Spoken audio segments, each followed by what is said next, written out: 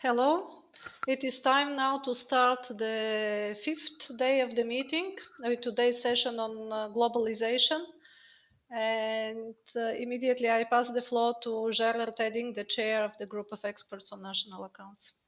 Thank you very much, Tichamira, and welcome everybody. Good afternoon, good evening, or even good morning. Welcome to the fifth day of the National Accounts Expert Group meeting. Over the past 4 days, we had a very interesting program. Well, we followed the SMA research agenda and the update process, and we tackled topics like communication, digitalization, also sustainability and well-being. And today we will tackle the important subject of globalization. We have a very interesting program for you this afternoon. We also have a lot of speakers and presentations. So without further ado, I would like to pass on the floor to Michael Connolly.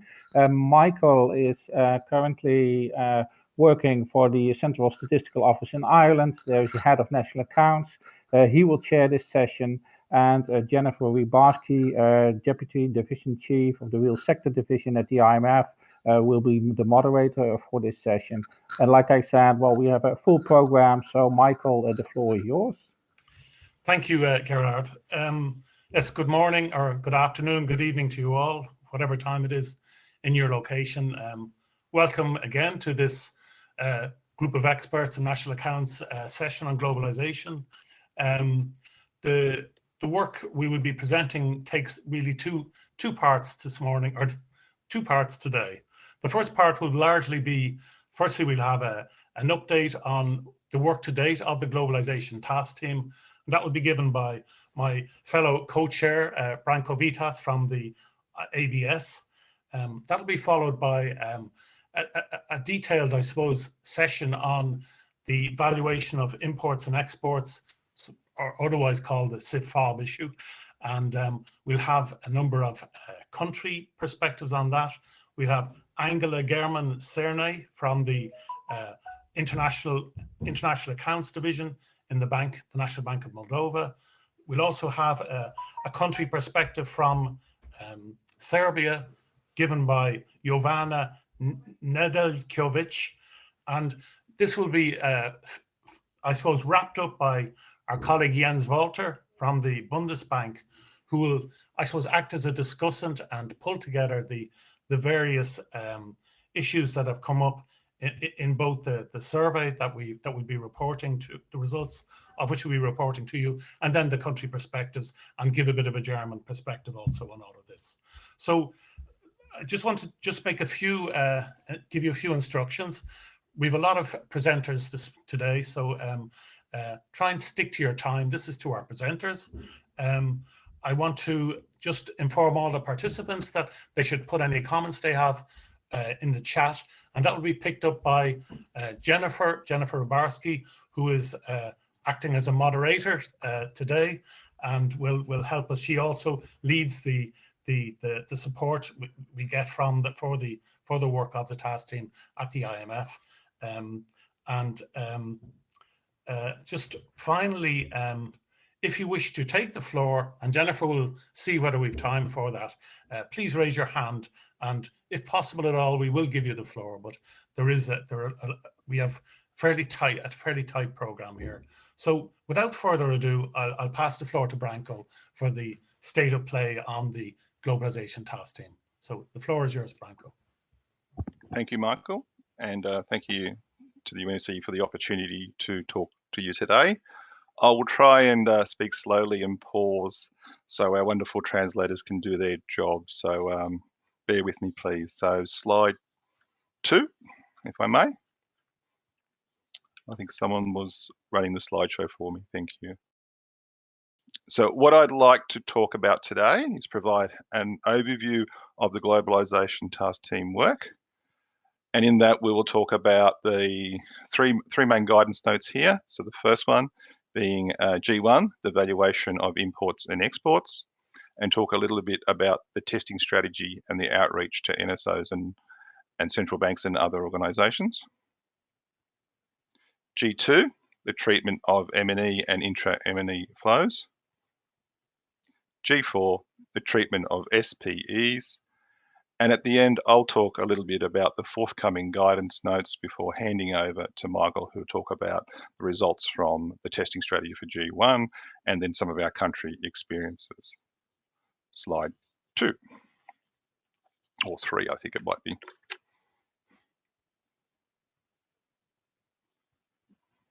Thank you. So just a little bit of background to begin with. So the Globalization Task Team is an official joint task team of the Advisory Expert Group, the AEG, on national accounts, and the IMF Committee on the Balance of Payment Statistics. So in setting up the work program, the AEG identified a number of priority issues, and these included the CIF-FOB valuation of imports and exports, the economic ownership and recording of intellectual property products, the treatment of multinational enterprises, M&Es, and special purpose entities, intra-M&E flows, and the last one there, identifying economic presence, and residency. The task team also had some additional guidance notes rolled into our work program from the defunct International Property Products task team, and these included transfer pricing within M&E groups and the payments for knowledge-based non-produced capital. As you can imagine, many issues of the task team are intertwined with other task teams, and these issues should be considered holistically. We have ongoing collaboration with other task teams, and this includes the current account task team, the direct investment task team, and the digitalization task team. You will see at the end, when I talk a little bit about forthcoming guidance notes, that some of the work involves these other task teams. Next slide, please. So to begin with, I'd just like to talk a little bit about each of the guidance notes. So G1 is the valuation of imports and exports, or commonly known as the CIF-FOB adjustment. So the guidance note recommended on the adoption of the transaction or invoice value for the valuation of imports and exports. And we undertook further consultation and testing to understand the actual practical feasibility of the preference for recording exports and imports of goods at their observed transaction value. So the objectives of the testing were threefold. The first is to understand the extent of difficulties in obtaining external trade data at the transaction value from customs data. Secondly, the practical implementation of this change. And thirdly, whether the benefits of the change outweigh the actual disruption or the cost to the statistical systems in which we work. Okay, if I move to slide 5, please. So a little bit about our testing strategy. So we used an online questionnaire, and we targeted both national accountants and balance of payments compilers, and to either send their responses separately or in a single coordinated one. And that was particularly the case for where the balance of payments and the national accounts were undertaken within the same organisation.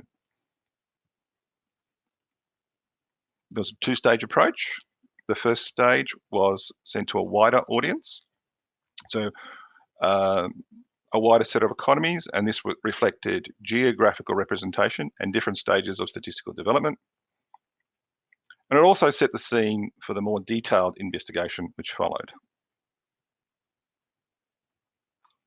So stage 2 was a targeted approach to selected countries, where countries in stage 1 were asked to volunteer for more detailed testing to be undertaken. This stage 2 was launched on March 12, 2021, simultaneously on the UNSD and the IMF BPM6 update webpage.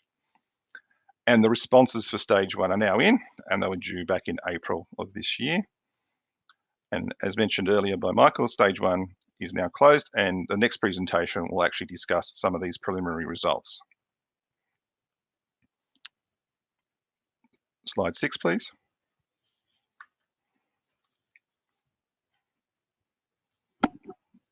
Okay, so talk a little bit about the second guidance note, G2, which is the treatment of M&E and intra-M&E flows. So the guidance note proposes the highlighting of M&Es within the national accounts through the institutional sector accounts, extended supply use tables, and or through provision of gross value added. Now, very cognizant of NSOs and other statistical organisations' ability to do this work, so it was very much dependent on national agencies and their statistical production processes, and also looking at users' analytical and policy needs. So if the guidance notes is adopted, there will be changes required to the 2008 SNA. There will be a refined definition for M&E, emphasising control. And what this means is that there'll be updates to paragraphs 4.81 and 2147 of the 2008 SNA to reflect the full alignment of to the definition, which is in BPM 6 and BD4, with regards to control. Okay. To assist with this process, we're also recommending a decision tree to guide national compilers, which includes the allocation of M&E and SP units to institutional sectors. And this would replace an existing guidance, which is figure 4.1 of the 2008 SNA. So what we're proposing identifies additional subsectors, so national, private and public corporations, which are part of the domestic M&E for both the non-financial and financial corporation sectors. And what this would reflect is more emphasis on foreign-controlled corporations currently included in 2008 SNA. So the next steps for this guidance note is that we're ready for global public consultation, and that's expected late May, which is May and June 2021. We're already in late May, so that's very near. Okay, next slide, please.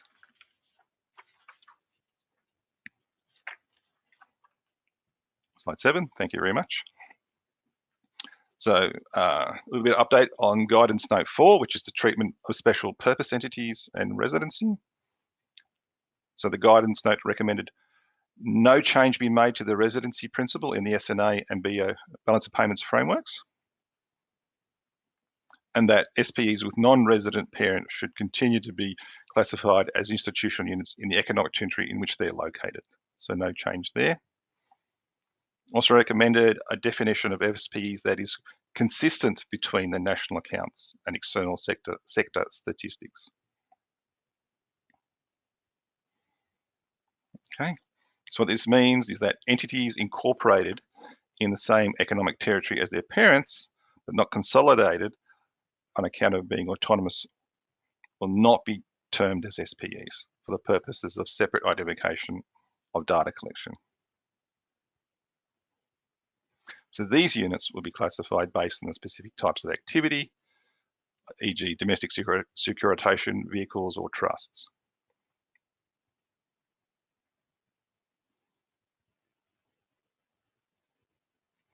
Also, we're distinguishing a separate of which category within a non-financial and financial corporation sectors for foreign controlled SPEs. And this aligns the treatment of SPEs in the national accounts and the external sector statistics. Countries will have the option of extending the SNA or BPM core framework. Sorry, there's the option of extending the SNA or BPM core framework. And SPEs should be reclassified to the economies of its parents, be considered only on a supplementary basis for countries for which the statistics would be of added value. So as before, it's if there's policy needs or user needs and the ability of the local statistical systems to be able to do this. So SPEs incorporated government, to remain consistent, will be addressed in the Direct Investment Task Team's Guidance Note D5, eliminating imputations for entities owned or controlled by general government for fiscal purposes. And this was agreed to at the recent AEG meeting. So detailed guidelines have been developed for data collection on SPEs for external sector statistics, given the guidance note proposes the same definition of SPEs and can be used for identifying SPEs in the context of the institutional sector accounts. So the next steps, as with the previous guidance notes, we expect to be ready for global consultation in May or June of 2021. Okay, slide 8, please.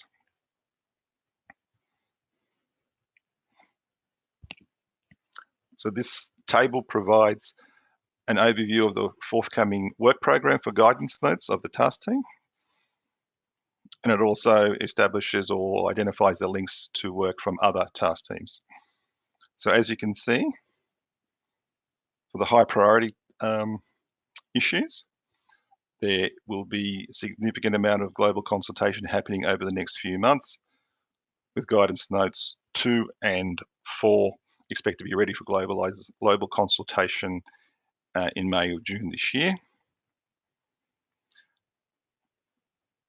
And there's also a number of guidance notes there, as you can see, where we expect to have initial drafts ready for discussion at the task team to be circulated in June or July of this year. So quite a busy schedule for the rest of this year for the task team and global consultation. Okay, I think slide 8. So just thank you very much for your time this afternoon. I think the last slide is just gives you an idea of all the current members of the Globalization task team. And I'll hand it back to Michael, I think. Thank you, Branko, and thank you for keeping to your time. Really appreciate that. It's a good start, setting the rules well for everybody who follows you. What I'll do now is I'll pass over to Jennifer Obarski, who's moderating this session, to see what comments there are in the chat and that. As of now, we do not have any feedback or comments, so I think we can proceed. Yeah, okay. If nobody has any questions or anything, we will proceed on to the next item. Perhaps it's all quite self-explanatory, the work program of the task team and what we've done and what we intend to do. So okay, I'll just move on then, Jennifer. That's what you think? Yes, nothing's come in right now, so I think you can go ahead. Yeah, I'll move ahead. We're tight enough for time. The next few presentations, I myself will present the findings of the survey that issued along with the guidance notes, or followed the guidance note, on the valuation of imports and exports, or called the CIF-FOB issue. This is a key part or a feature of the current revision of the standards, that the practical feasibility of the proposals are being tested.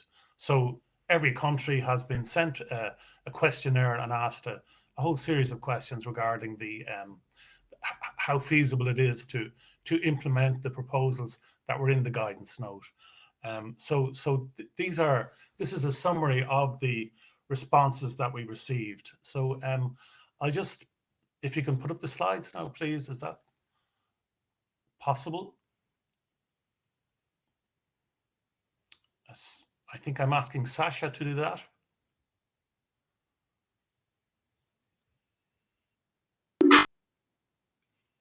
Great, thank you, Sasha. So we'll just move on.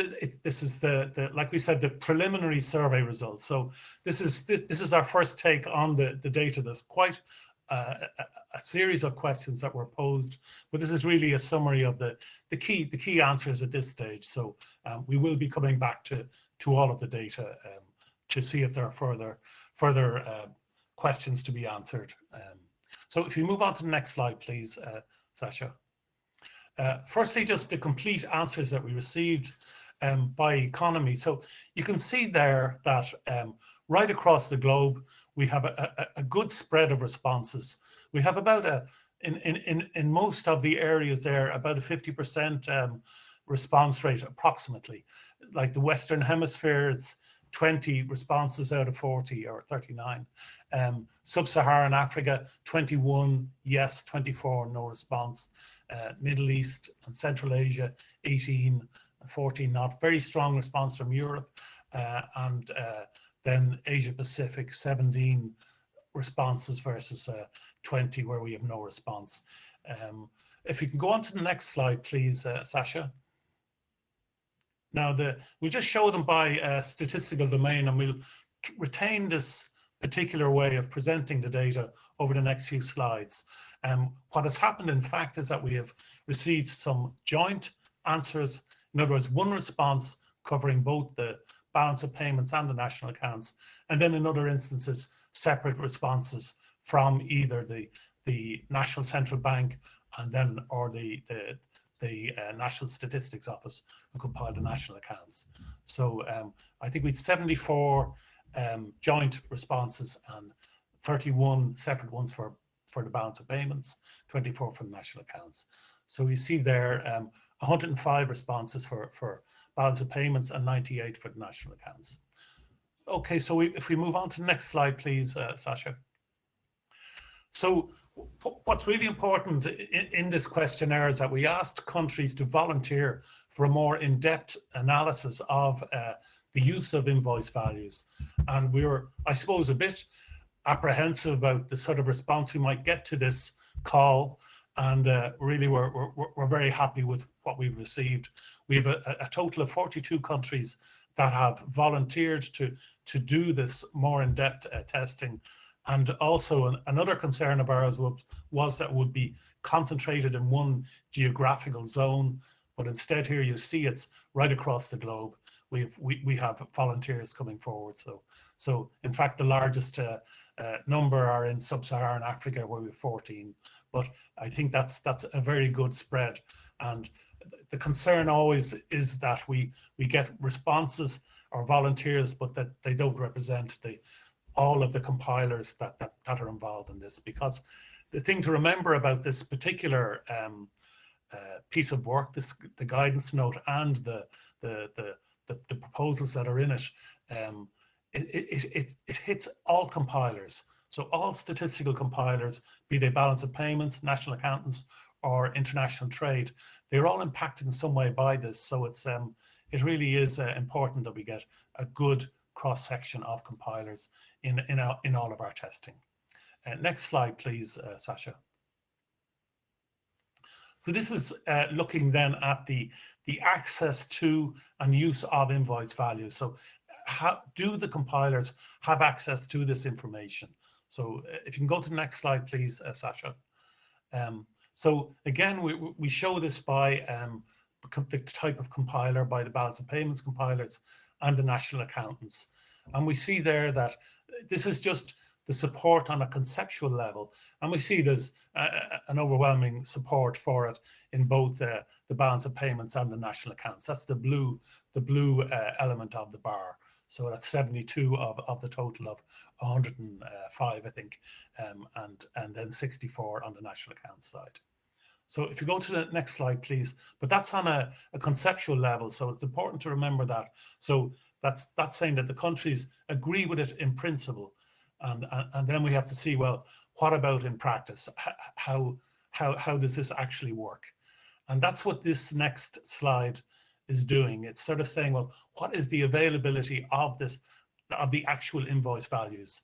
And we see there that for the balance of payments, just for the exports of goods, firstly, on the left-hand side, we see there the balance of payments, 50 have access to full access, and then on the national accounts, 39. So it's in total 50 economies for the balance of payments on the export side, and 59 on the import side out of a total of 105. So, you know, not far off half really. And then for the national accounts, exports of 39 economies report having full access on the goods on exports, and then 46 on the imports. Now, some report also that they can get the information from other sources, and that's about, we see there on the balance of payments for exports, it's 8. It's the pink box or the pink element of the bar. So what this is pointing to is that the previous slide, or the previous slide back about the conceptual agreement, was extremely strong. Now we see in practice, you know, it is available to many compilers, but also a lot of compilers having some difficulties with it. So if we move on, please, to the next slide, Sasha. And this is the access in practice to the invoice values for balance of payments and national accounts compilation. And we see there, that's the blue. The blue is the yes, it's a yes/no answer. And we see again, roughly about 50% of compilers do, and some just slightly less of that don't. So that's an important answer again, and giving us an idea of the I suppose, what some compilers can do, but what is a serious challenge probably for other compilers then in the pink and the black boxes. Okay, if we move on again to the next slide, please, Sasha. And then this question about the accuracy. Now, how we interpret that is difficult to say really, but very accurate is 15 on the balance of payment side and 15 on the national account side of the total. Fairly accurate. And I think in statistics, we're constantly dealing with different levels of accuracy. So for something to be extremely accurate or very accurate, you know, perhaps we're better to combine those two of very and fairly. But this is something that we could probably discuss for quite some time. But at the same time, it gives us an idea of the quality of the data. So if we move on to the next slide, please. Then the current compilation process. So this is what countries are doing at the moment to compile their CIF-FOB based estimates. Okay, go to the next slide, please, Sasha. So this gives us, just indicates the main data sources that are used. So it's mainly the customs data, the merchandise trade statistics, then the payment systems, and then well, the balance of payment systems, and the services surveys, I think, IMTS surveys.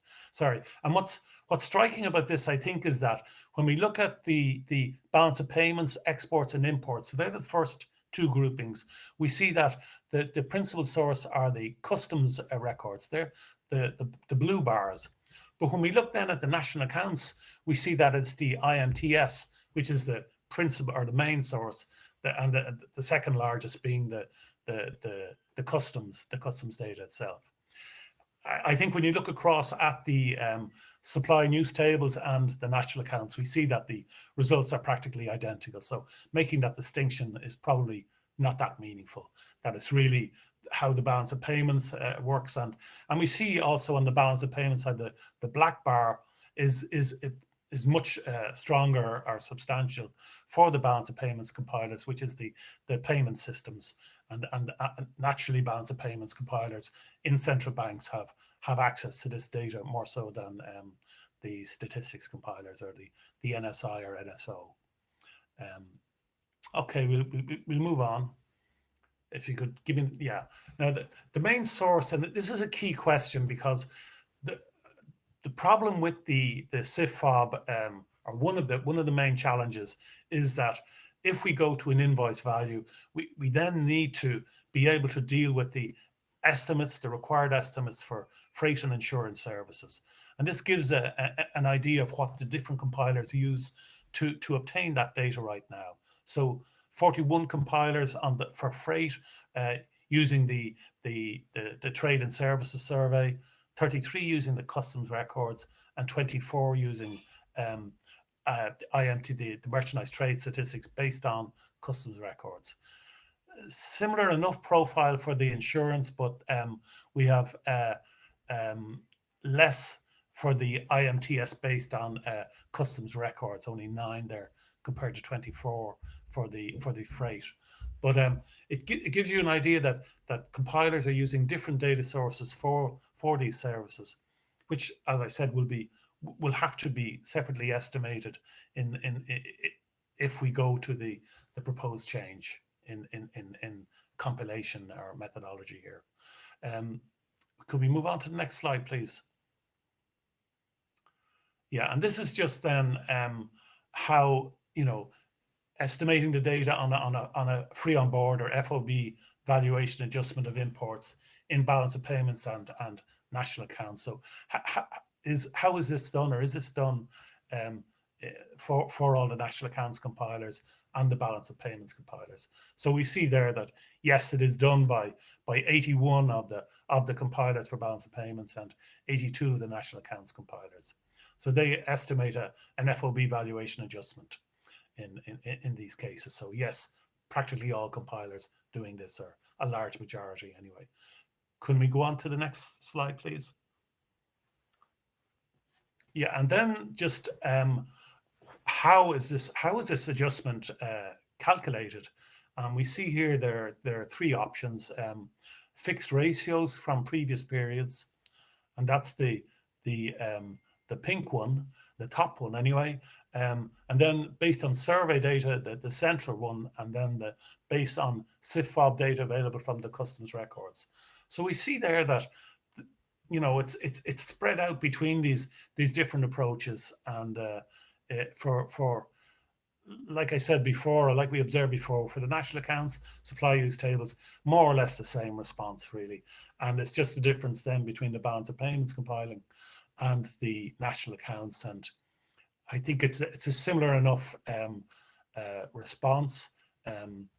We have although a larger number of them are using the CIF-FOB based the estimates based on customs records in the national accounts, 28 as opposed to 23 for the balance of payments, and the use of the fixed ratios, 25 in the balance of payments compared to 20 in the national accounts. So some differences there, but a similar enough profile, I think, for both balance of payments and national accounts. So, and like you said, a significant number of compilers using each of these approaches to make the adjustments. Could we go to the next slide, please? Okay, so this is the size of the adjustment for various countries, and really I would have to put a health warning on the last one. I think it's an outlier. I don't think it's correct. I think somebody made a mistake in compiling the data. Perhaps we should have cleaned that record out. But other than that, it gives us a sense of the variety of the estimates. The average is about 6%, and even if we kill that last record, it's not going to be much lower than that. But it gives us a sense that that for some countries it is a much more significant issue than others. And then we just go on to the last, or sorry, the final part of the presentation anyway. Please, Sasha, just our next steps. So if you could go on to that, please, the next slide. Yeah, so like I said at the start, really we'll further analyze the quantitative results, and particularly want to look at a presentation by the share of world trade. So we see a lot of big countries may have either said yes or no to the various questions, and we want to try and weight it in terms of international trade. So it gives us a better sense of the impact on world trade, if and to reflect the challenges for countries in that way. We want to further analyze the qualitative answers as well, and we need to contact economies, because in some cases there are say a yes answer from the central bank or from the NSO or the National Statistical Institute or office, and so we have this I suppose lack of clarity about the position from from an overall country perspective. In other words, one institution saying yes and the other saying no, and so we just need to follow that up just to make sure that there are no problems with completing the forms or something. And then just finally, contact the economies that agreed to the 42 economies that agreed to take part in the stage 2 of the study. So this is really important, an important part of the work. It's a more in-depth analysis of the all of the calculations and estimations that will have to be done. How can the invoice value be accessed and so on, and how does it compare with the, say, FOB estimates on a country basis? And so so that's where we are at this stage. So there's a lot to do, and but I think we've got a very good response from this voluntary survey, and we got good geographical spread in these answers too. So I think that's quite encouraging. Okay, Sasha, that's great. What we'll do now is move on. We take questions at the end, really, at the end of the series of presentations. Firstly, we'll have the 2 country presentations on the challenges or otherwise that countries see in implementing this approach using the invoice value. And first up, we have Angela German Cernai from the National Bank of Moldova. So Angela, the floor is yours. You haven't got too much time, so I just want to make sure you're aware of that. So, so in your own time, when you're ready. Thank you very much. Thank you. Good time of day for everyone. Dear colleagues, I am sharing now the screen with you.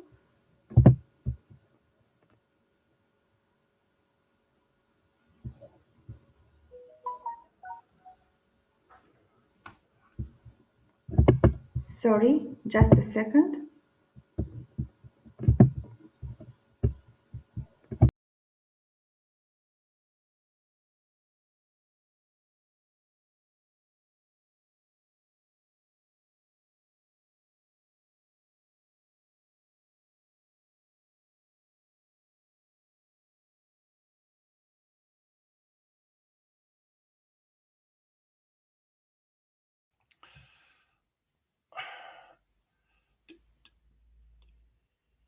Angela, I wonder, should we ask Sasha to put it up for you?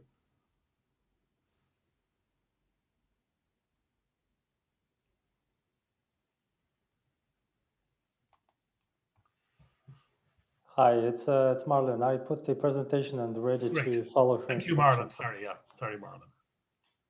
Thanks. Okay, Angela, are you okay to proceed?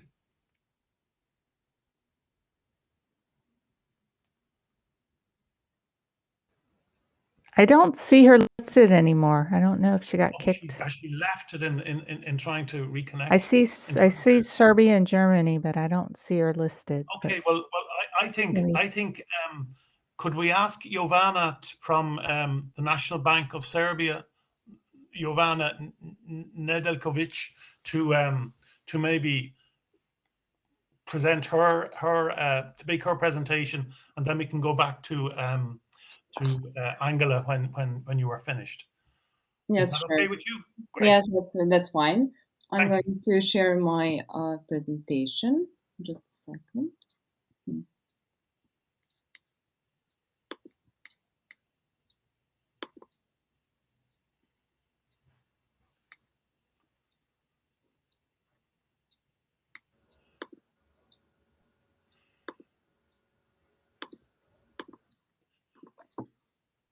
I hope that you can see it now. No, we can't. Oh, we can. Yes, great, excellent.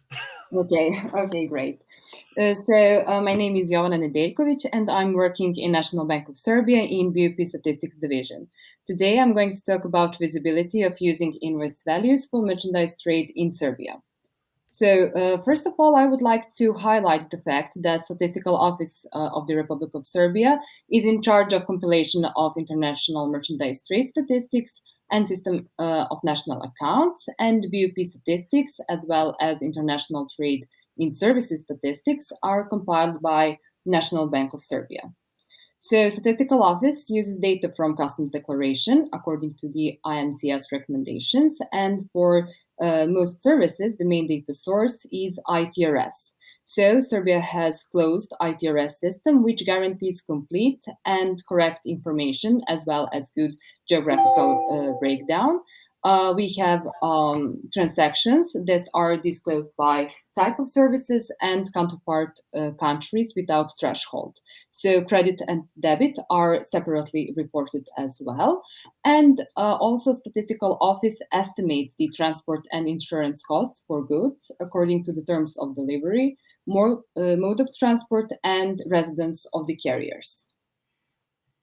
So actual invoice values for export and imports of goods are available from External Trade Statistics Division of Statistical Office, and they have access to Customs Declaration. So in the following table, there are results of our analysis based on Customs Declaration regarding invoice parity of delivery terms for period from 2014 to 2020. So for the imports of goods, we realized that for FOB type of contract, freight and insurance are almost always filled in with acceptable quality. And that's because this information is needed for customs to check for taxation purposes, while for CIF type of contract, freight and insurance are in general not filled in because for these delivery terms, they already include freight and insurance costs. So if this information is filled in, generally the quality is not that good, so they are not that useful. So for purpose of adjustment, for BPM, according to the BPM6 methodology, Statistical Office regularly provides monthly series to the National Bank of Serbia for imports of goods according to the FOB parity and exports and imports of services. So considering our basic data source for transport and insurance is ITRS, adjustments are required for CIF invoiced export and imports in accordance with transporter's residency. So estimated transportation and insurance costs by terms of delivery, mode of transport, and residence of carrier are provided to the National Bank of Serbia. Considering the export of goods, if transport and insurance, if they are provided by resident, these data are not captured via ITRS systems, so we need to add them to export of relevant services. And the same situation is for imports of goods if transport and insurance are provided by non-residents. Otherwise, data are initially recorded via ITRS, so we need to remove this data from imports and export of relevant services. So if this new method of valuation based on invoice values would be adopted, no adjustment would be needed for goods account and also for freight services. This would mean that the compilation of freight transportation would be completely excluded from a statistical office and foreign trade statistics. And the National Bank would need to adjust payments for freight services that are invoiced separately for goods. At the moment, we have ITRS for our payments data, but when we launch services survey, we would need to use data from it and with explanation that only services that are separately invoiced should be reported in that survey.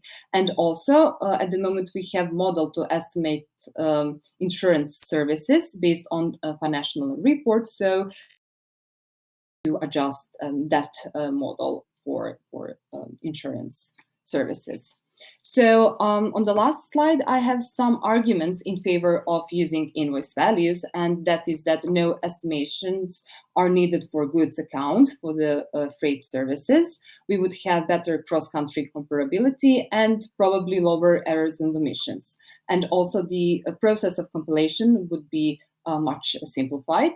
And maybe one argument against using invoice values is that the strict line between goods and services would be lost, but the services which are included in goods, they're connected to trade of goods, so it could be explained to the data users.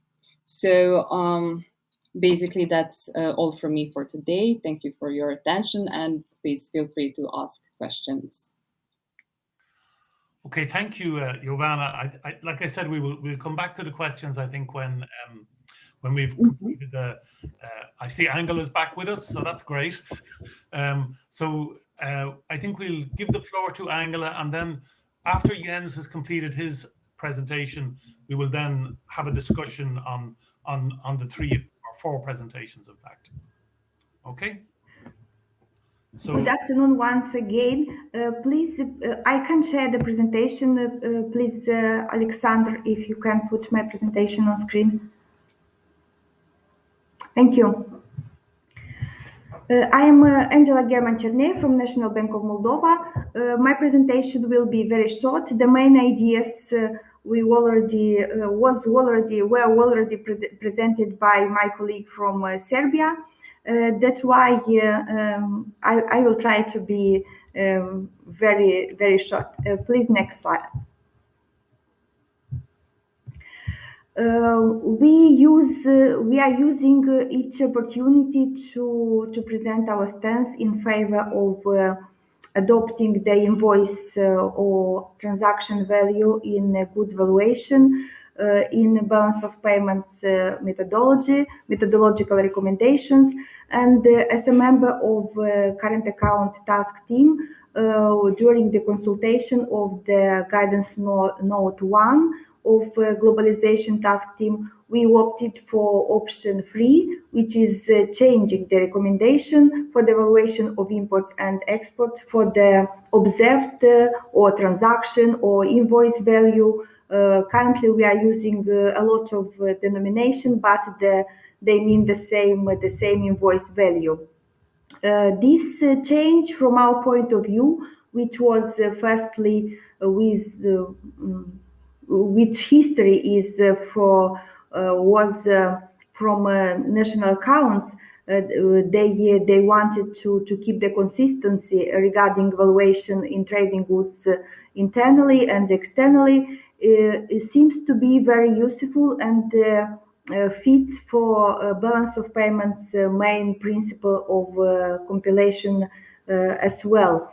That's why I will present a few arguments from the point of view, from the conceptual point of view, then from the developing perspectives and practical benefits.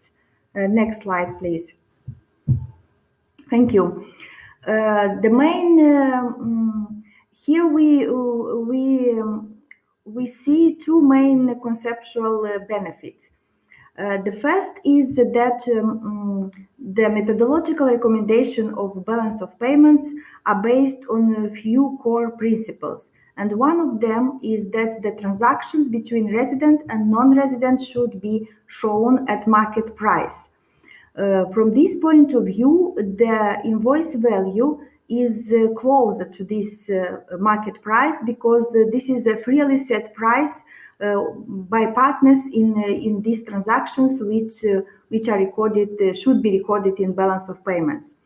Another conceptual consideration is that in balance of payments we should keep 2 kinds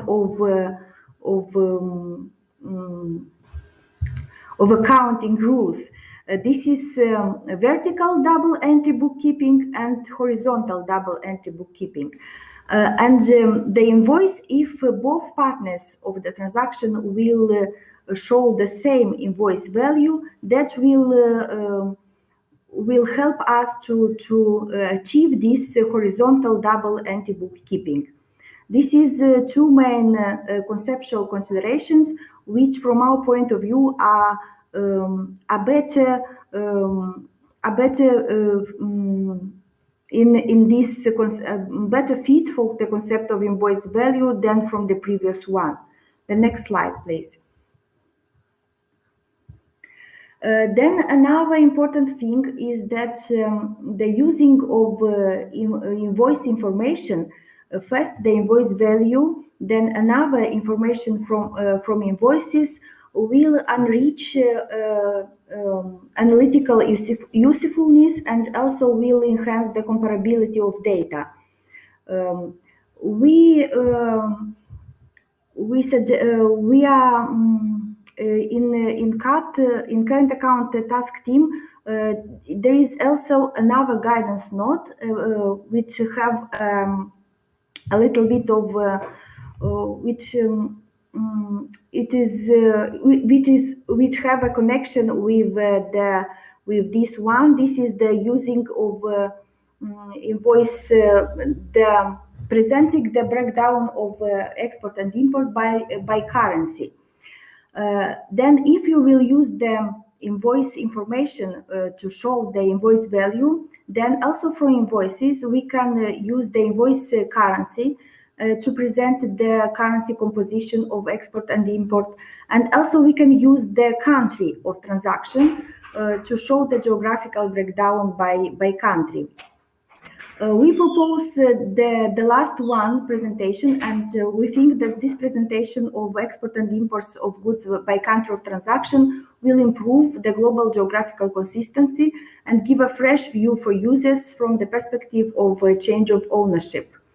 We addressed this proposal to both task teams, current account and globalization, and think that this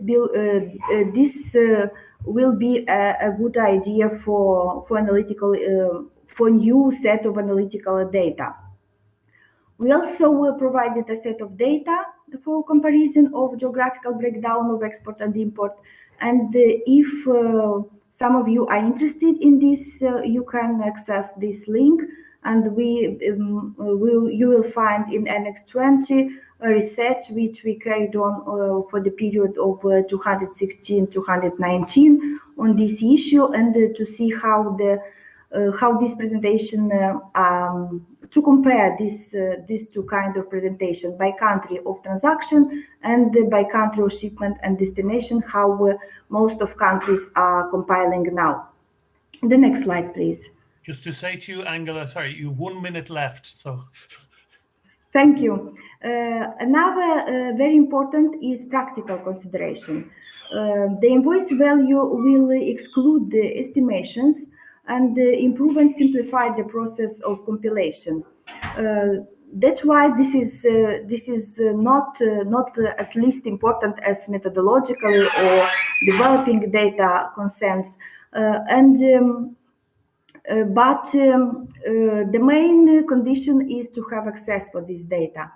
In Moldova, we have the full access to the custom database on micro level, on the level of declaration, and also for this information on invoice values. These data are mandatory in custom declaration and are checked by customs, and their quality are good for us. Our concern is mainly about services, and you already, my colleague presented these issues for transportation and insurance, but we have this survey of international trading services, and also we have closed ITRS, and these two sources will permit us to compile the data on transportation and on fract and the insurance. The next slide, please. Here is a short summary of benefits and deficiencies. The benefits are accurate data reflecting real transactions, a clear algorithm and methodologies. You don't need very comprehensive and very complicated estimations, no special calculations for neighboring countries, and this is the same thing in other words, no C4 estimations, and the high analytical value. As you remember, we propose also to develop these two kind of invoice presentation of new presentation of import and export by currency, by invoice currency, and by country of transaction for geography and for currency composition. The main differences are Anyway, if this information is checked, but some minor mistakes still remain. And another challenge is to develop a software or to adjust the software to use a new kind of data. And this will be some additional cost for IT update. That's all. Thank you. Okay, thank you. Thank you very much, Angela. I will now have Jens Walter from the Bundesbank, who will really act as a discussant and try and draw together the findings of the survey and the two country presentations and give some German perspectives as well. So I give the floor to you, Jens. We can't hear you.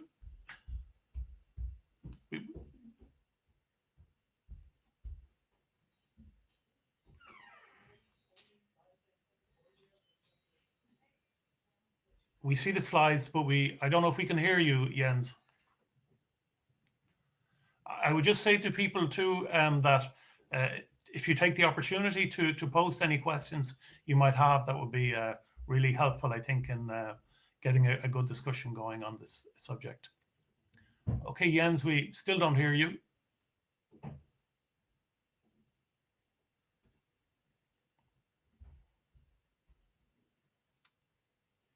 So I wonder what has happened.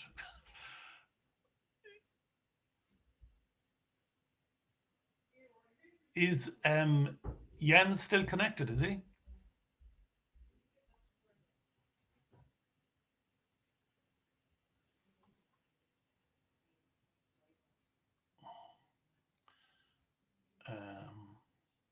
It seems like he has a problem with his connection. I'm trying to reconnect. So is he going to reconnect, is it? Yes. Okay.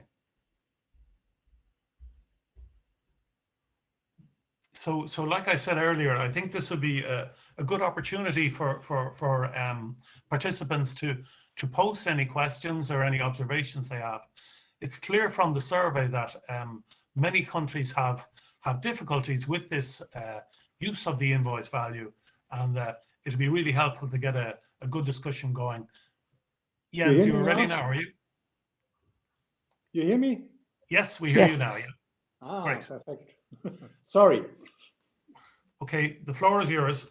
Yeah, thank you very much, and hello to everybody. I'd like to thank Giovanna and Angela and Michael for their interesting presentation we had today. I think the presentations give a lot of important information for our upcoming discussion or still ongoing discussion on in regard to the valuation of imports and export. Next slide, please, Marlon. I try to bring our current discussion into a nutshell. For merchandise trade, you all know that our current system is well established, so it's functioning well. We receive the CIF values from IMTS or from the customs as a source, and we all have implemented our models for many years now in regard to the conversion from CIF to FOB. And it's a big question in the moment for all of us. Should we decide and from now on use the invoice values as a new valuation basis for the goods account? And the advantage would be if we use these invoice values that we can directly use this information for the good account, and that leaves us or abolish the necessity, what we have in the current situation, that we have to convert to make this adjustment to freight and insurance. As you all know, as I said, we have these data models in place. We use different kind of information from customs sources, from surveys, etc., to fill up the models and to make this FOB conversion. And these models are more or less good and, as I said, well implemented over years. But when we change now to invoice values, we have to see that we need new sources for these information, because we then only have to record in our data, in our service account, the direct transactions between residents and non-residents in regard to transportation services and insurance services. So it's a highly sensitive issue if, to make a change, and for that reason, please, next slide. We have this testing phase in the moment, and I think the presentations from Serbia and Moldova have shown, also from Michael, that in many countries we do have the invoice values available from the customs declarations, so that is maybe a good starting point for all of us. And this experience from Serbia and Moldova is always supported by our experience. We make also these tests and checked if we have this information available, and this is the case also in Germany. The studies from the two countries made also clear, from my point of view, that the invoice values are judged as quite good.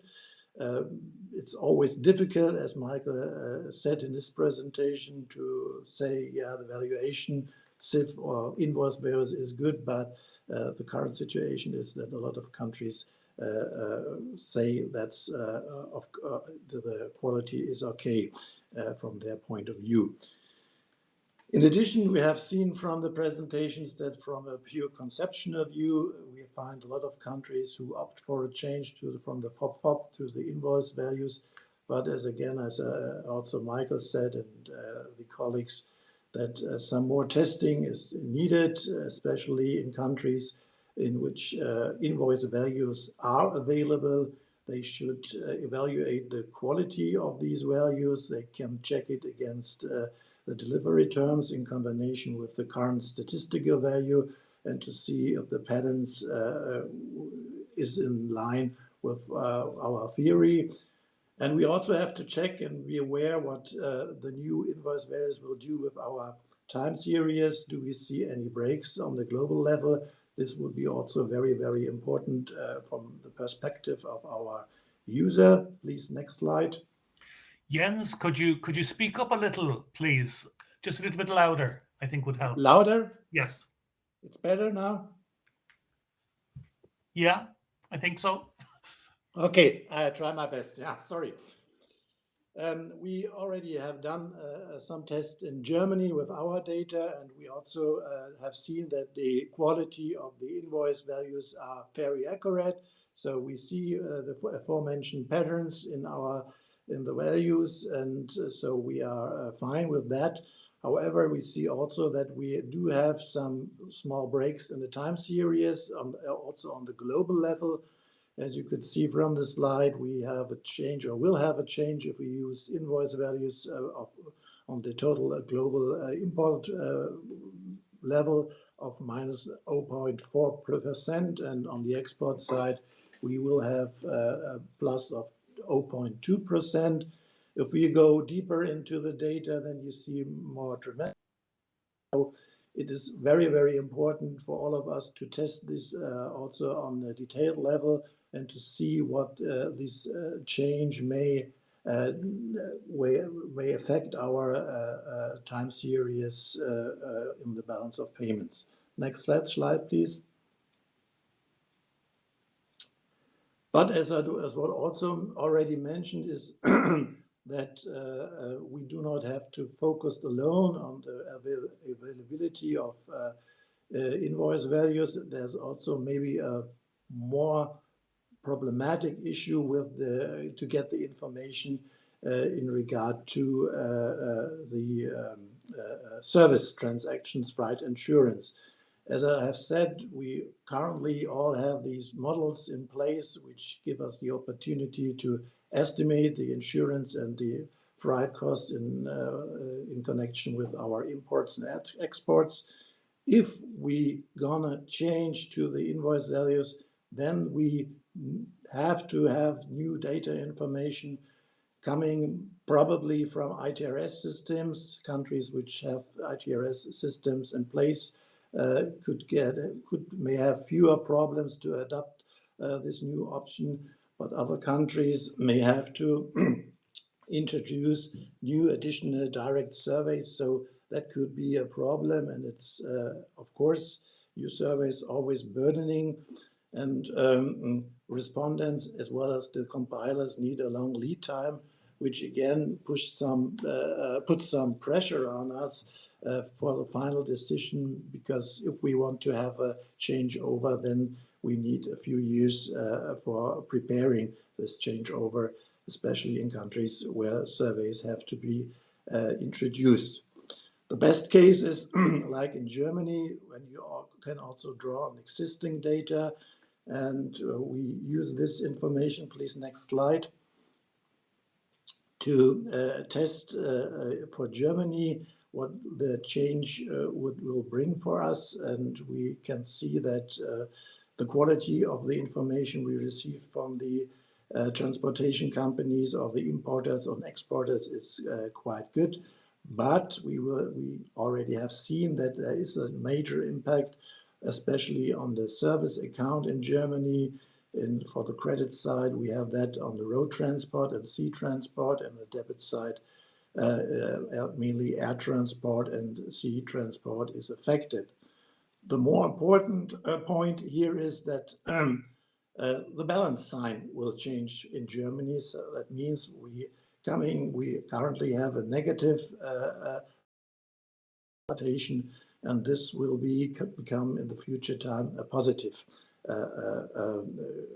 balance if we use the direct information from the importers and transportation companies or insurance companies. So that has a major effect of our balance. Next slide, please. So at the end, I have one question directly to Serbia and Moldova. Is it possible in your countries to test the new approach using the invoice values in combination with the information from the ITRS systems to recalculate the goods and service account with the new information, just to see how this will affect your total balance? And if our theoretical assumption is fulfilled that the total trade balance will not change with such a transformation. Are any other countries around the globe today here which can contribute to this kind of testing? And also to the participant, do you see what I think it's more problematic around the globe is to receive or to get the necessary information for transport and insurance services. That this could be much more challenging for a lot of countries than collecting the invoice data. And do you have any ideas how you will cope with the problem if we will change to the invoice-based approach? Thank you. Thank you, Jens. That was a good summary of the various papers and the issues that are at the center of this question. Jennifer, will I pass to you to summarize what's on the chat lines? And I'd also encourage people to post up any observations and questions they have. Sorry, go ahead, please, Jennifer. Yes, thank you, Michael, and thanks for all the wonderful presentations. There are a couple of chats. The first one, and while we're talking, please feel free to enter in any more additional chats, or if you would like to take the floor, please either raise your hand or give me some indication through the chat that you actually would like to speak. We would welcome that as well. Lourdes from Uruguay congratulated the presentations. She entered this during Serbia and Moldova's presentation. And she agrees with the new procedure for adopting the invoice values, but from a practical perspective, she's wondering if there could be some guidance that we develop on how to make the questions in the new surveys for services, because she thinks that it's the international trade and services, the transport and insurance services are probably going to be the more difficult way to estimate if we adopt the invoice values from customs records. And interestingly enough, this is exactly what Jens has been saying, that potentially, okay, we have invoice values on customs records, but it's harder to get at the transport and insurance services. The other question came in from South Africa, and it's more kind of questions, and if Chaswell would like to take the floor or enter any additional comments, we appreciate it. But his question is basically, why is it difficult to use trade invoice or transaction value? Is it because customs authorities are not making them available to statistical agencies? Or is it because the customs do not have the records? And I'd invite any countries to kind of give their additional experiences on this. But what we found initially from some of the surveys that we've done, and this is what we were trying to get at the most recent questionnaire, is there is a difference between whether the customs records has them and if countries necessarily have access to them. Sometimes the country does not have access to the individual records, in particular if it's collected by a different agency. So that's in general what we kind of found a little bit from the surveys, although I believe that this most recent survey indicated that statistical office or central banks generally have access to this information. So if there's anybody else who wants to post anything on the chat, we can do that now. Jens, a couple of things that I noticed that Jens brought up that I haven't seen anybody react to yet is that there could be breaks in this time series. And also, he was presenting some estimates on a global level. So it does appear that it could change the trade balance just because of the way that the methods have been implemented in the past and the adoption of a new methodology. So it'd be interesting to see, as Jens said, further test this and see what is the impact.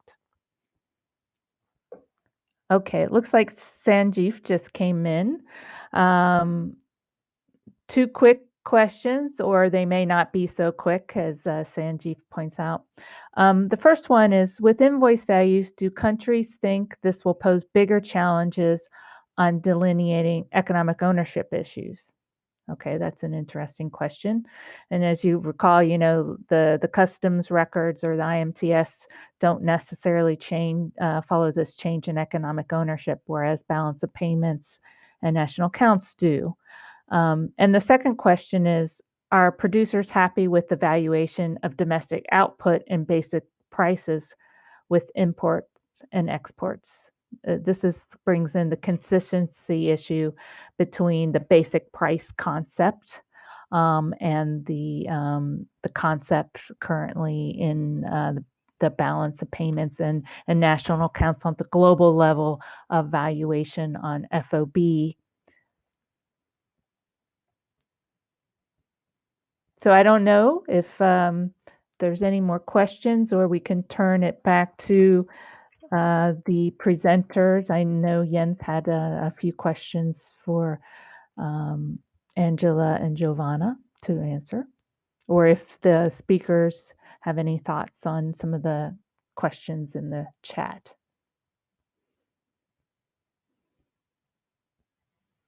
Michael, I'll turn it back to you. Oh, another question just came in. I think this is from Norway. A comment. Either way, we will have to collect information about transportation services. If we change to invoice values for imports, exports of goods, we might ask for the invoice values also in the surveys for resident transport companies. which will be consistent and easier than the present situation. Okay. Okay, Michael, I'll turn it back to you.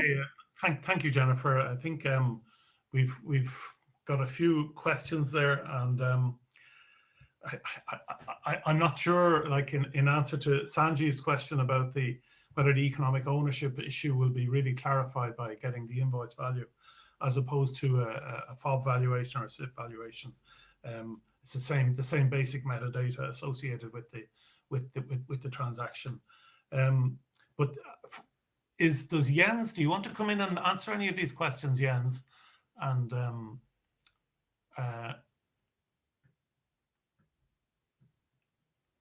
we can't hear you.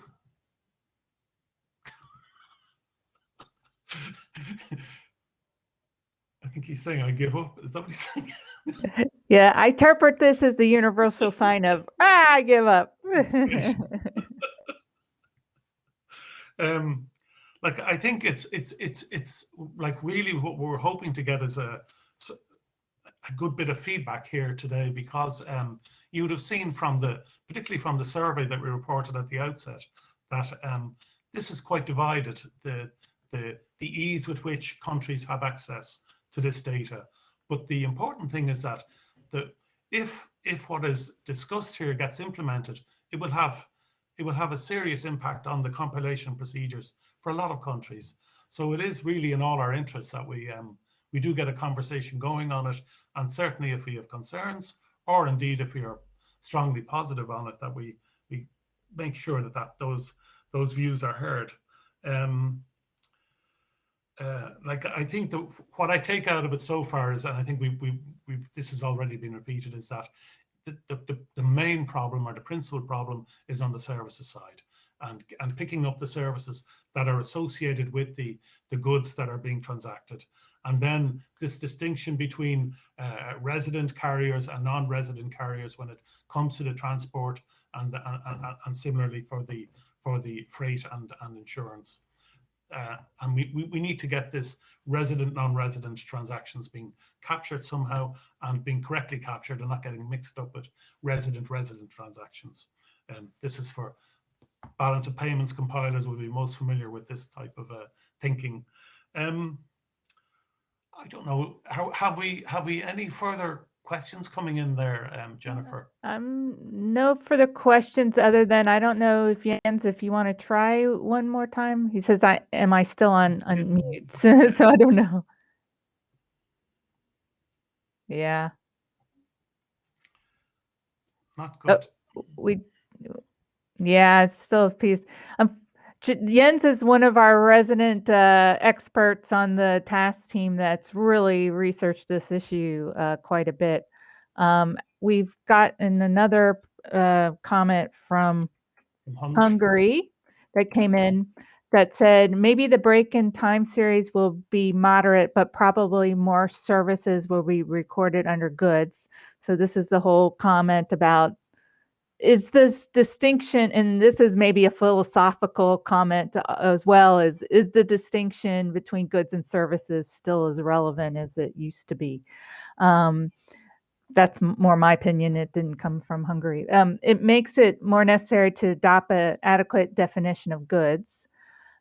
This is what Hungary says. In addition, conceptually, it should be more explained that goods data may change simply because of the change in the terms of delivery.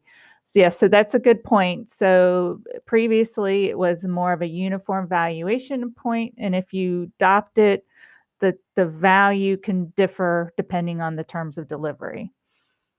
Another point is that services should be broken down more detailed elsewhere under other guidance notes, but some transportation services should be recorded under goods. It is obvious that the new valuation of goods have merits, but these types of questions, I think, should be answered. Yeah, I think also I should mention just again what Jens has said. He more or less made another call to countries who want to get involved in the more detailed analysis of the impact on their data. You know, if they compare their existing estimates with an invoice value-based estimate, along with the associated services estimates, that to see what the differences might be. And I know we have 42 countries that we reported already that have volunteered to participate in this work, and really any additional countries will be more than welcome, because I think this is going to be a bit like our presentations today. The presentations from Moldova and Serbia were both very positive, but they don't necessarily reflect everyone's view, and it's important that we get a rounded view on this. Angela, you want to come in? Yes, go ahead. Yes, I would like to answer the questions few to try. First of all, the question about the availability of data. How we solve this? We have the memorandum of understanding with customs authorities and also with statistics office, National Statistics Office, and this memorandum of understanding help us to have this individual data, this detail micro data from customs on level of declaration. As about the let's say the initiative of Jan to calculate the current account and to see if it will be different, I think it depends on the method of estimation of CFO adjustment. Because if you make this estimation using the fixed rate, the difference will be almost zero. But if you use another very sophisticated methods of estimation of travel insurance to clean these CIF prices, CIF value, this will give you some difference, could give you some difference. And this is also be a check for your previous estimations. If we will do this, but in our case, we are using very simple method of CFO adjustment. We use the constant share, and the difference will be almost zero. But for countries who use very complicated, I know that Germany are using complicated methods of CFO adjustment. They could have this difference in current account value. I don't know if they calculated already or not, but I suppose they could be. As about the question about economic ownership, I think the economic ownership principle is didn't charge by these changes, because the transaction is between two parties and the economic ownership is already changed when in your bookkeeping you have these contra entries, as I told, these vertical double entries. But if the value is different, the main issue and the main improvement is in value. The value is more close to market value.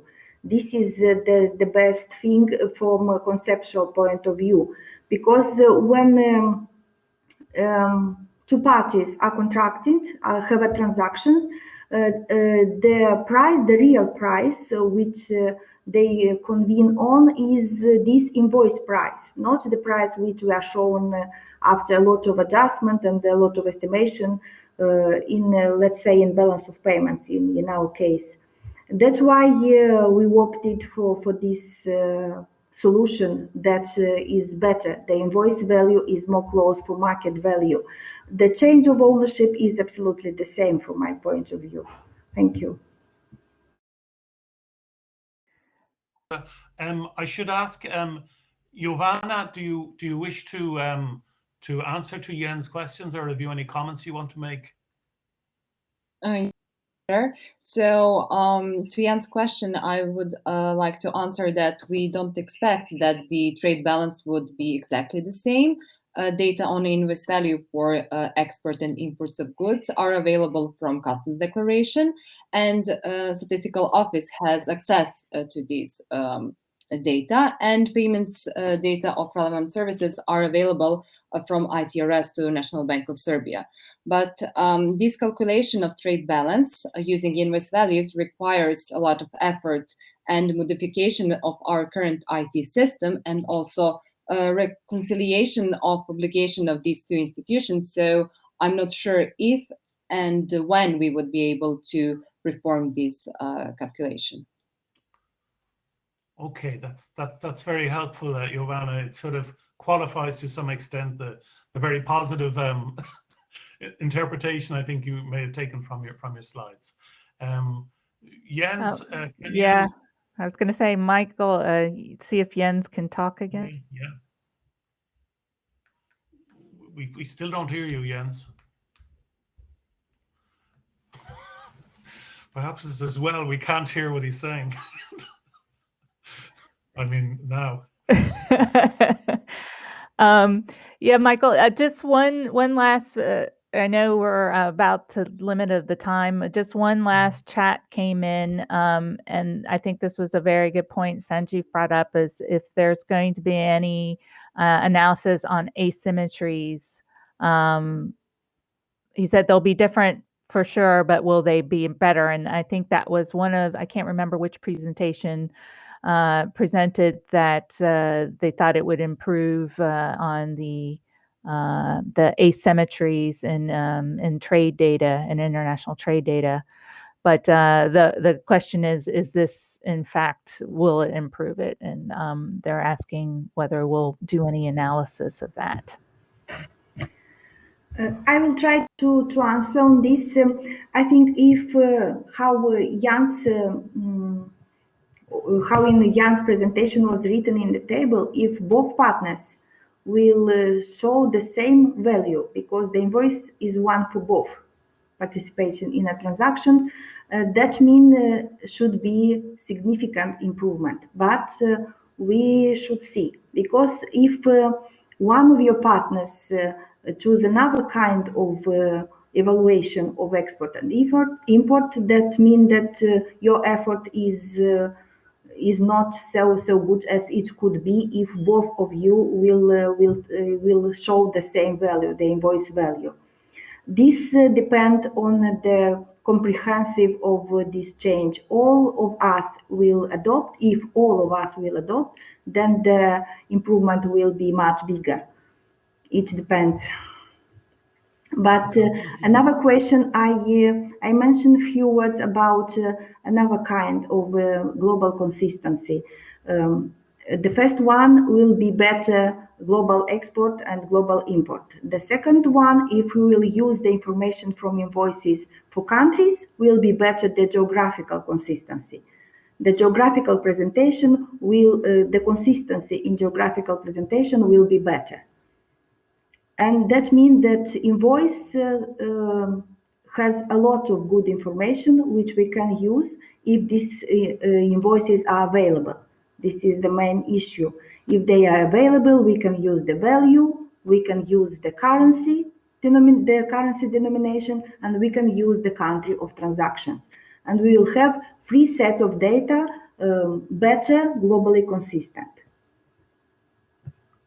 Okay, thank you, Angela. I think that really, I suppose we can close perhaps up with those thoughts that I think the availability of the invoice should improve asymmetries, but obviously it requires that both parties to a transaction or both compilers have access to the same information, and then the increased information that comes with the invoice will improve the geographic allocation as well and the valuation. So I think I think we can see the positives, but we also see, I think, and have had a discussion on some of the challenges associated with changing from the current approach. So this conversation will continue. This is not the last word in any sense on the CIF-FOB, the valuation of imports and exports.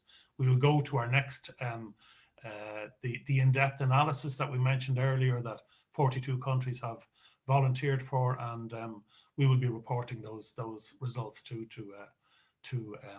as part of the global consultations that will take place.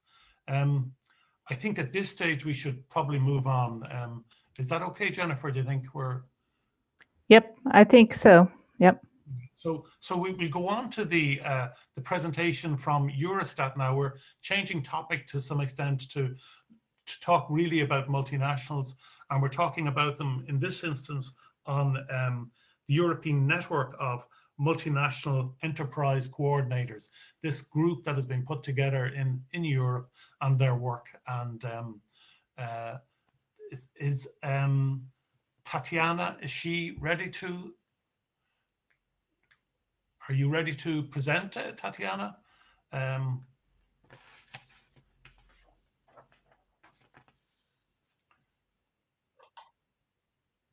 Yes, I'm all ready. Excellent, excellent. I didn't see you. Okay, we see you now. Good. Now we see, can you get your presentation up? That would be the second challenge. Well, hopefully Yeah, well, not the challenge. I will open the presentation.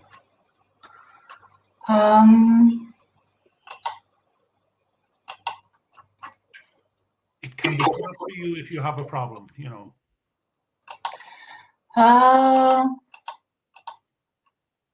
Surprisingly, I see only my emails. I will close the Outlook and If you wish, I can open the presentation for you. And yes, please. Yeah, excellent. Yeah. Okay. Yeah. Okay. Well, the floor is yours, Tatiana. I'll leave you to it. Thank you very much.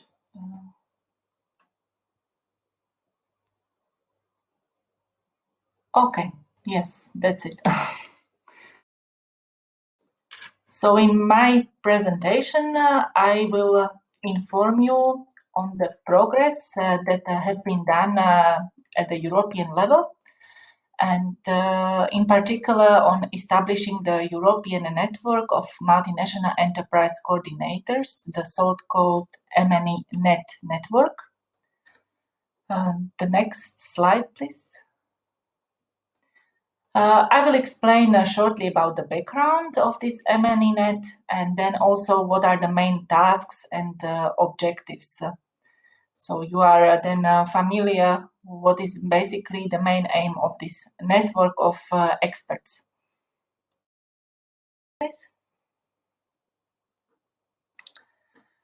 So as the 2019 Digins conference in Bratislava, as well as the European Statistical confirmed, the activities on multinational enterprises carried out by the European Statistical System, such as the Eurogroups Register, the European Profiling, Large Cases Unit Coordination, the Early Warning System, they should be organized in a systematic, coordinated, and cost-effective approach. And the main target is to ensure the data consistency in business and microeconomic statistics. The next slide, please. So as a response to this recognition, Eurostat established the expert group called European Network of Multinational Enterprise Groups Coordinators. And the acronym to be used is the MNE-NET. A virtual workshop to prepare the launch of the MNE-NET group took place on the 12th of March. The 27 EU member states are the members of the MNE-NET, and the members of the European Economic Area and EFTA area are granted the status of observers. It's been agreed that the ideal frequency of meetings would be 2 meetings per year. The next slide, please. On this slide, we try to illustrate what should be the final goal of this network. So the final goal is to increase the quality of the output, or to ensure the high quality of the output, and that the data on MNEs would be consistent across the whole statistical production chain. So the main target group in the first instance are the European countries who are the members, and the countries provide the data to EGR based on their information in the business registers. EGR is the database of the large and medium-sized and small enterprise groups. It's quite extensive, and at least for the large and medium-sized enterprise group, it covers almost 95% of the population. European Commission also uses the interactive profiling tool, which should also help to annual basis the information in EGR. In addition to that, these updates should be then further also be implemented or corrected in the business registers. The MNE-net as such should ensure that there is the information flow across all the domains when we speak about the primary statistics. So the data of the MNE should be recorded in a consistent way, following harmonized methodological principles. It is also important that this exchange of information persists, so there are no omissions of any data, or the data is not inflated in case countries don't communicate together. The whole system should be beneficial, in particular for the national accounts, who are the main users of the statistics. And what I have not yet mentioned is also that the early warning system, which is another MNE-related activity, is also a way of how to exchange information in a very quick way on a restructuring of MNEs or on their mergers and acquisitions. So this process could be also gradually integrated with the MNE-net. The next slide, please. So now to explicitly list the tasks and objectives of the MNE-net. MNE-net is contributing to the improved quality and consistency of the European business and microeconomic statistics by following harmonized methodological principles. It should also enhance comparability between EU member states, and it contributes also to the improved quality of economic statistics by capturing and recording restructuring processes of these large multinational groups in a consistent way across all domains. The next slide. In addition to that, it strengthens also the cooperation of the European multinational enterprise groups experts and large cases units to create a network or platform where the members can share the knowledge, experiences, and the information. It also ensures that the knowledge will flow to all the statistical domains and countries, and that the information on top multinational groups are coherent and consistent. Next slide, please.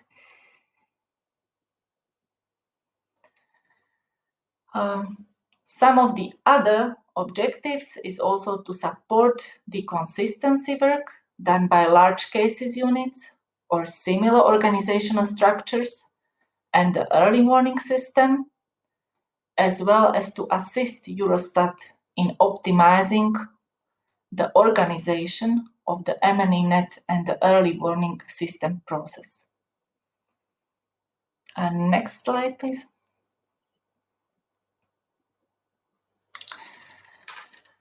It is also expected that the knowledge will be shared about all the existing statistical tools and processes that are used in relation to MNEs, These are particular large cases units, Eurogroups register, interactive profiling tool, and then the early warning system.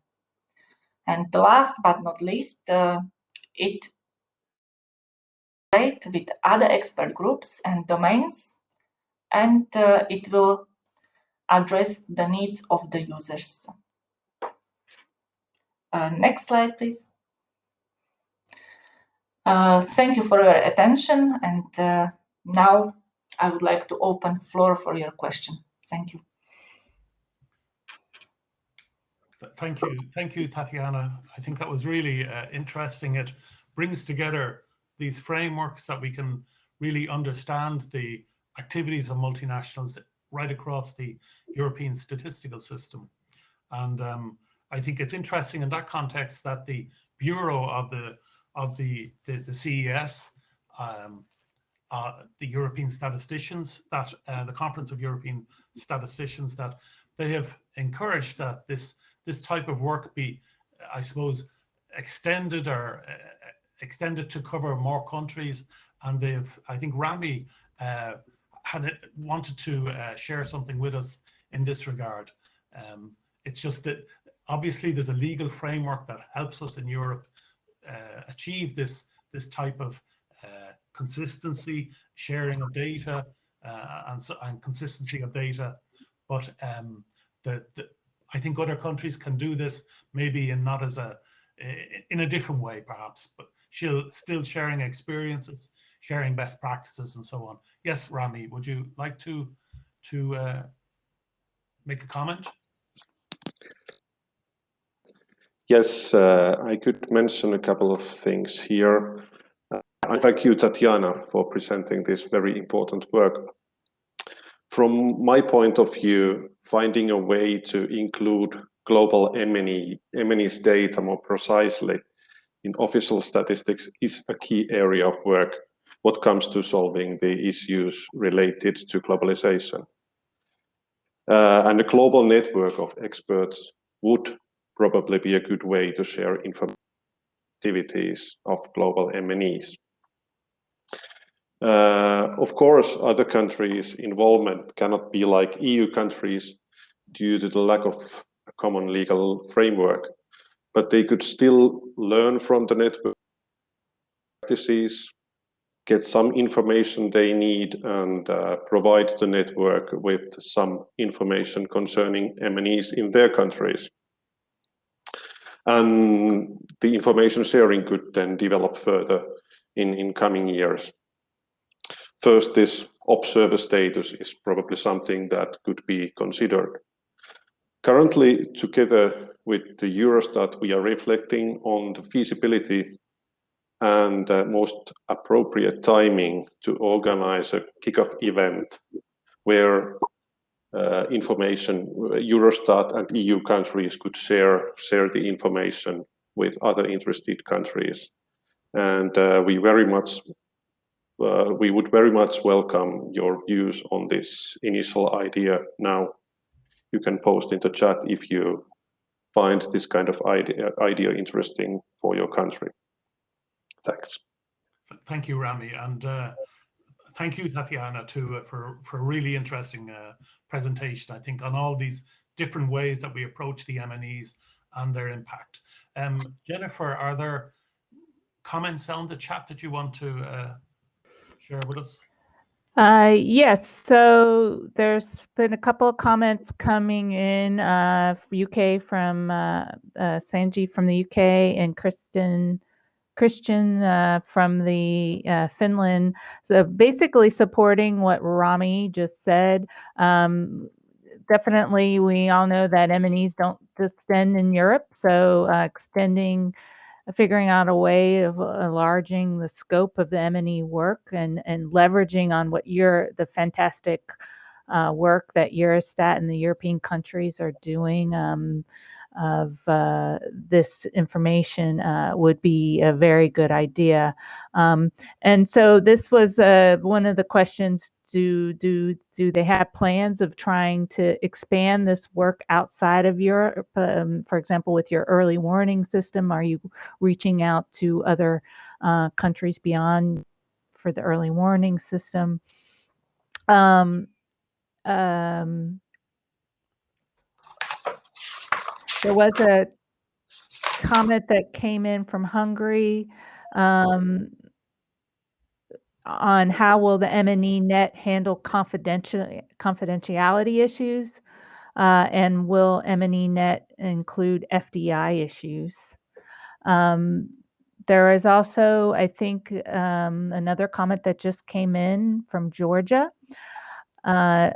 Very nice initiative, and being part of the network for Georgia will be beneficial and definitely contribute to further development and information sharing.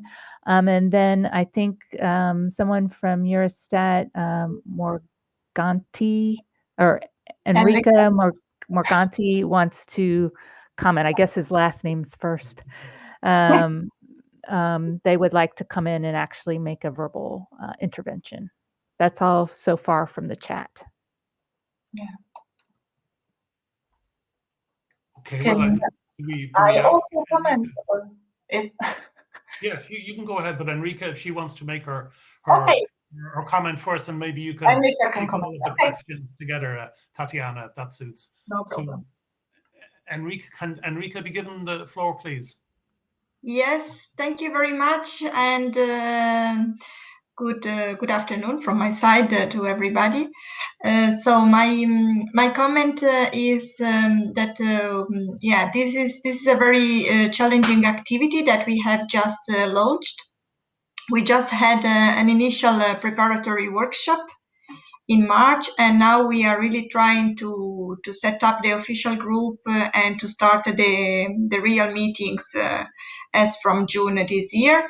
So there are a lot of interesting topics on the table, and we will need some time, I guess, to reach the same ground of understanding, mutual understanding, also in across the European countries in order to make concrete progress. So this is our aim for the moment, to try to share, understand each other, what is the scope of the activity that we are going to support with this MNE net.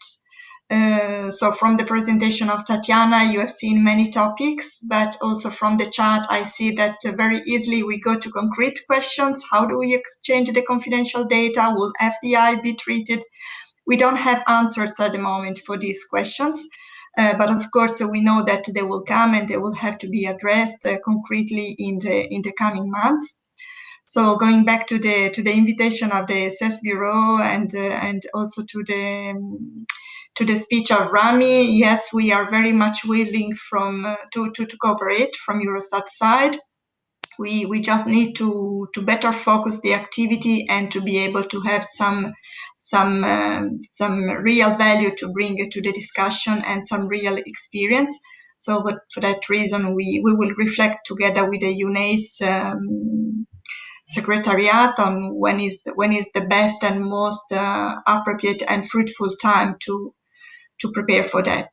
So a lot of work ahead and a lot of expectations, so we will do step by step. Great, thank you, Enrica. That's very, very useful. Tatiana, do you wish to pick up on any of the questions? I know Enrica has addressed some. Basically, I will be maybe a bit repetitive. I would like to compliment that we have just launched the MNE net, so we are still a bit fine-tuning its scope and also the objectives. So, can I ask you a question, just from yes. my perspective?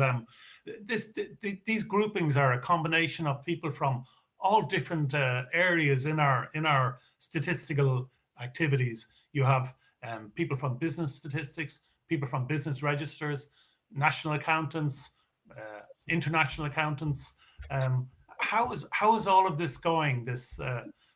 All of these groups working together, because it is new enough to have this collaboration, if you like. I was wondering how it's progressing.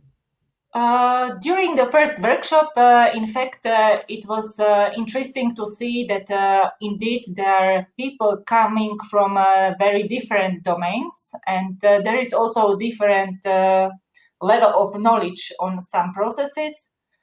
So one of the main objectives also for this year is to basically reach the same level of knowledge for everybody. So we know what the processes and tools are used in each of the domains, and then it will contribute to more concrete discussions also within the MNE-net. Okay. So this will be a challenge, basically, to find the common level of the knowledge, because there are indeed people from national accounts, business registers, Eurogroups register. So, however, they all relate to MNEs. So, it's going to be a very interesting journey. I think this collaborative approach is really the future of our work in general, I think, and particularly when it comes to globalization, to understand these large corporations.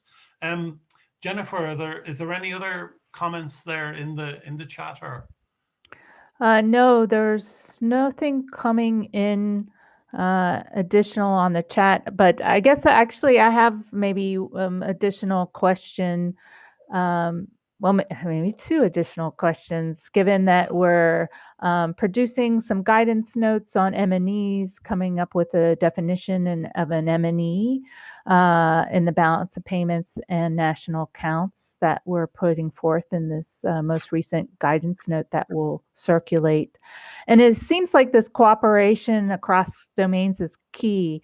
So I'm just wondering, since I'm kind of out of the European context now a little bit, are you planning on producing kind of some guidance or some way that we can all talk to each other and understand each other between the business statistics, the registers, and the national accountants and the balance of payments, that we are kind of at the same level of knowledge and on the same page? So I'm just wondering, will an output be some sort of guidance on this?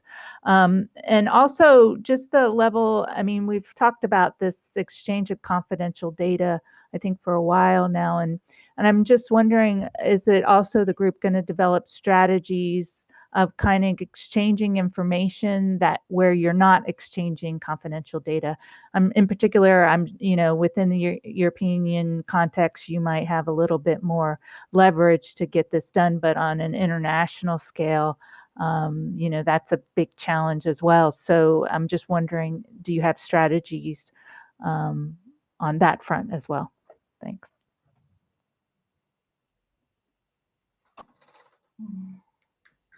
So it's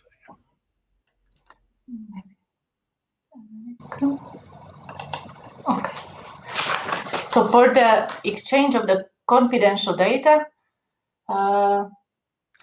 this more like not exchanging some information that's not confidential.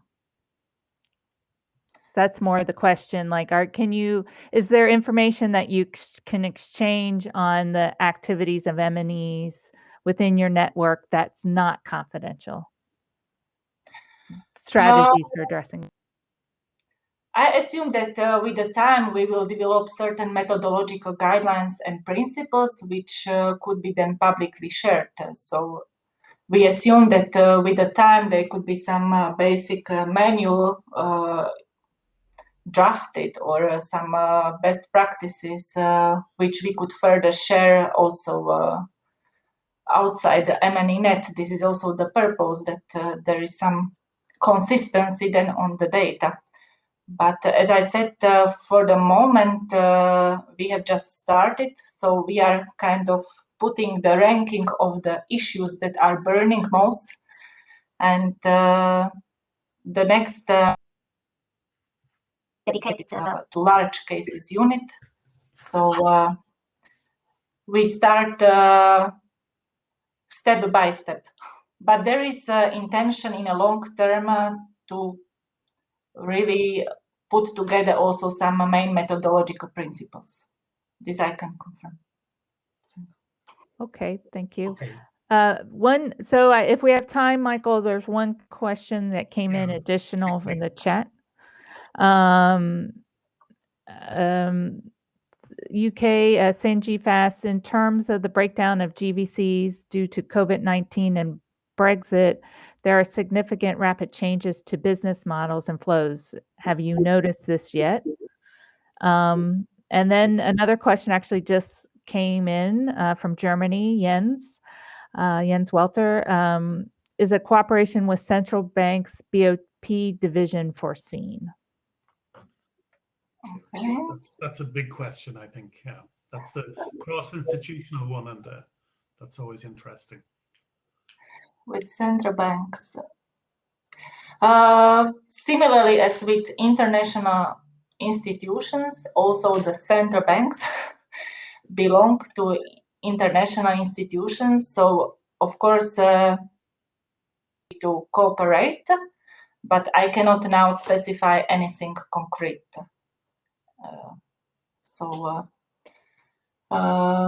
Yes, it's foreseen, the cooperation with central banks, but not specifically BOP division.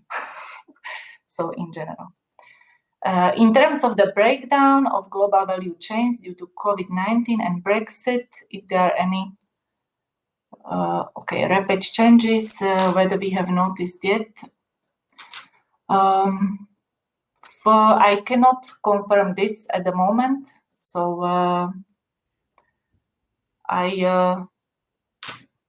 we have delayed data receiving, so it will come, I think, with some delay, this data to us, where we could see then the impact of COVID on the business models. So, thank you, Tatiana. I think we're beginning to run out of time, so I think we'll probably close on this item now. I think we've had a pretty interesting conversation about this group of business statisticians, national accounts compilers, and so on, who are operating the EGR, the Eurogroups register, the early warning system, the LCUs, all of these different groups within the European statistical system, all working together to understand multinationals. And this is a really important initiative, and I think it has implications much more broadly for the international statistical system. And it's about how these sort of frameworks can be leveraged. And Rami has already discussed what the CES Bureau are encouraging, and this seems like a good idea to try and extend the thinking and the processes and the frameworks as much as is possible, because it's a legal framework in Europe, and that doesn't apply to countries outside of Europe. So they have to take a slightly different form, but still there's plenty of scope for cooperation, collaboration, and so on. So thank you, Tatiana, for a very interesting contribution and presentation, and we'll stop now for coffee. We're sort of a little bit behind. We're about 10 minutes behind, so we'll just run on for 10. That's the plan, I think, at this stage, if that suits everybody. So we say if we come back at 3:15, I think that would be about 15 minutes. Is that okay with everybody? Well, maybe that's what we'll do. How about that? So I'll see you all back in 15 minutes at 15:15 in Central European time, and whatever time you are, 15 minutes past the hour anyway. Okay, so talk to you then. Great.